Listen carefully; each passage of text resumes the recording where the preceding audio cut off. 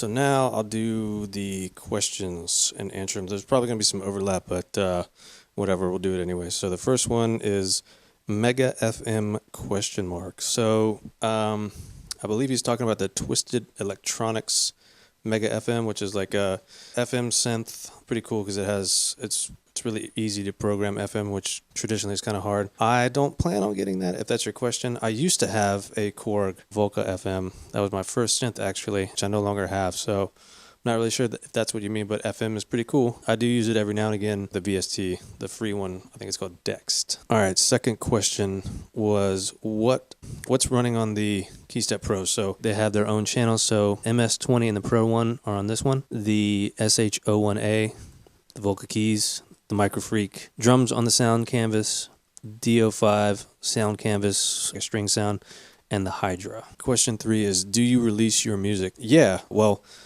I have only released one thing, I guess, on the streaming platforms under the stage name Sir Majesty. So it's on all of them. I plan on releasing 3 more EPs this year. They're all going to be something different, but stay tuned. This wasn't really a question, but it said all. So I think that just means tell us everything, which I'm kind of doing as best I can. So yeah. Question 4 is, how much does this all cost? Well, it ain't cheap. I'll be honest with you, but I bought most of this stuff secondhand and used. You can buy it new if you have the money for it. Great. And the space, cool. I'm not saying that you should or shouldn't do that, but this is personally what I like. Okay, question 6. What is the best way to have a dual setup for live recording and recording? So that's a good one. It's kind of, I guess, very specific and an individual kind of question, but for me, I mainly do DAW stuff to get ideas out. And then, like, for instance, my last EP was basically a culmination of the best of when I do January. So January is traditionally mostly all DAWless, and they're about 1 to 2, 3.5 minute songs, give or take, depending on. This year is all basically 1.5 minutes. So what I probably will do this year is pick the best of the 31 or so that I posted, and then go back and then reflesh them all out, and then record them all in the DAW, and produce, I guess, a EP.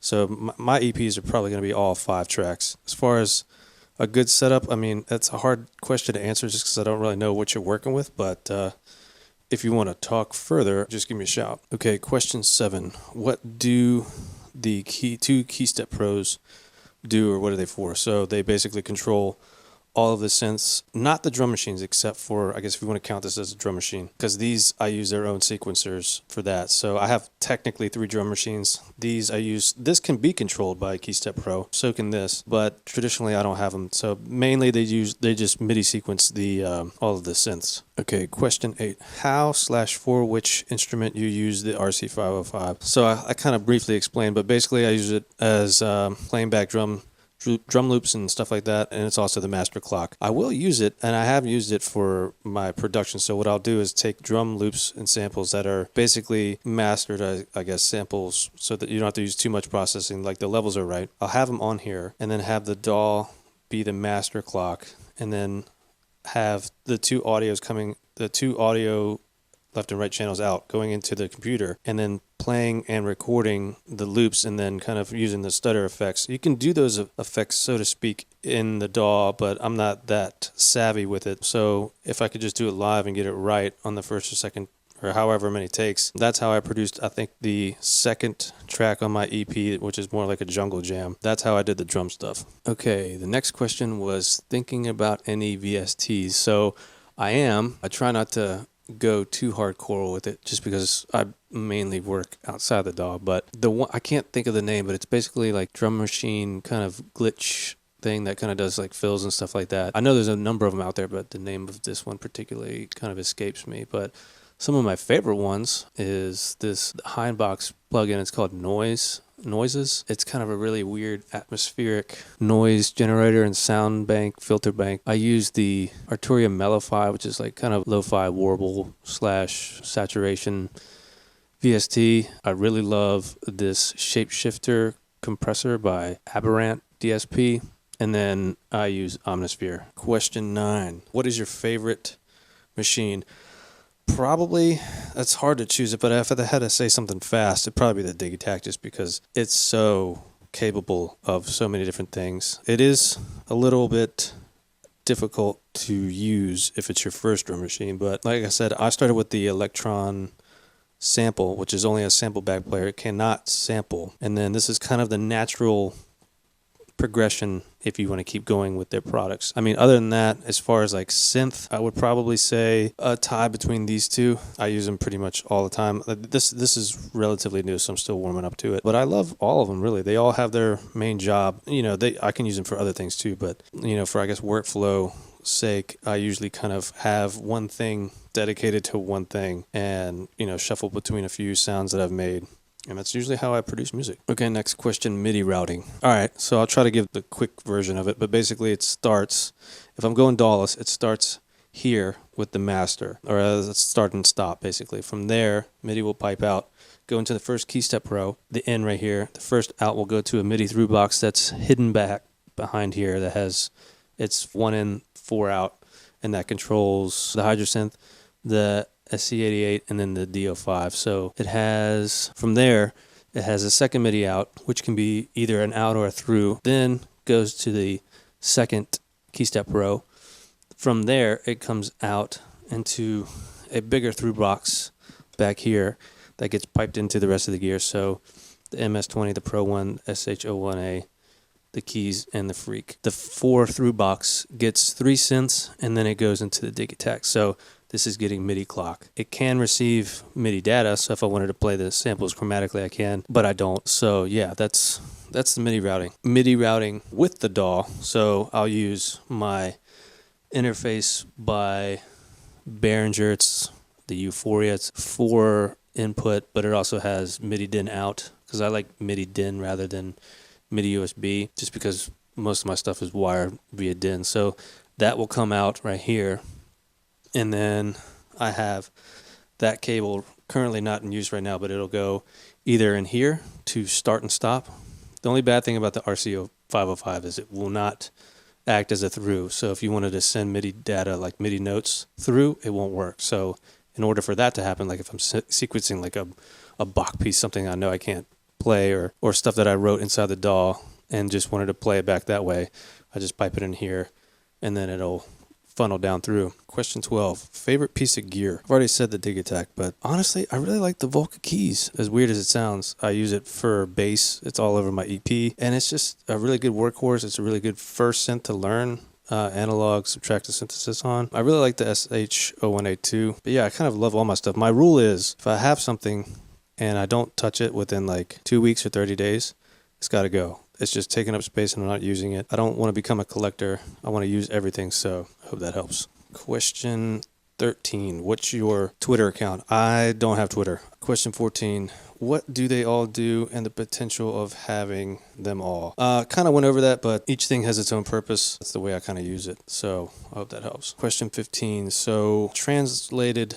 roughly the Cyrillic part, but I guess he's asking about control voltage. So I guess the closest thing to control voltage is the MS-20. It's semi-modular, but it doesn't take regular volts per octave. It takes its own hertz per volt, I think.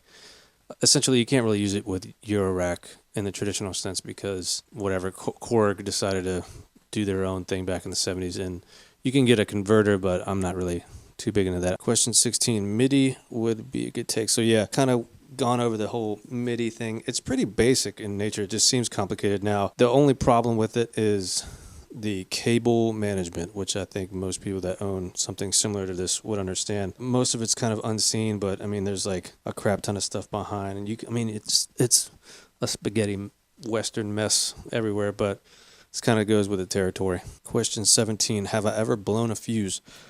No, thankfully. I have everything on separate power strips, so to speak. I don't kind of chain them all together. Question 18, I would say the Keystep Pros, so the ones that control everything, and my drum machine. I guess if I had to say something fast. Question 19, how is everything routed? So all the MIDI's been explained. The audio has been explained. Yeah, that's, I mean, pretty much how it is. If I didn't cover something that you wanted specifics on, just let me know, and I'll make either another video or answer directly. Question 20. Thinking about buying such a synth rack construction. Can you recommend it? Yeah. So these are pretty common within the synth world. These are called Jasper stands. I think they're German made.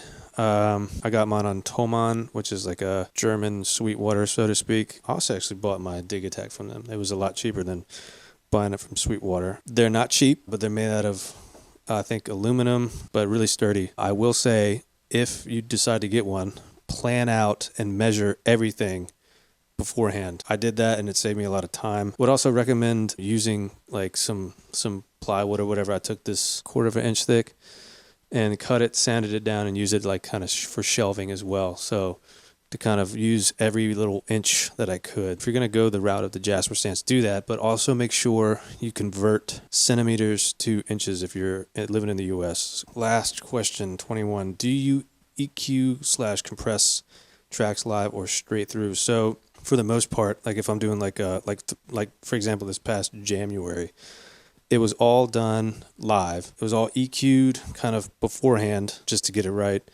And the only thing I did afterwards was, I guess, chop up the video, the start and stop, and raise the volume a bit. So I'll EQ everything, save the bass for the low frequencies, and the drums kind of decide whether it's going to be a bassy or a drummy kind of a track. And then I'll kind of pan out the pads and stuff like that, so it's a little bit wider in the field, the leads, and most of the bass stuff will be right down the middle and won't have that much. So that's why I have everything kind of summing up to the Dig Attack, because it has a really good compressor. To answer your question, I do mix stuff on the boards, and then from there I'll bounce it out. I'll put it in iMovie to chop it up, and then I'll kind of, I guess, gain it up a little bit so it's loud enough. Yeah, that's pretty much it, man.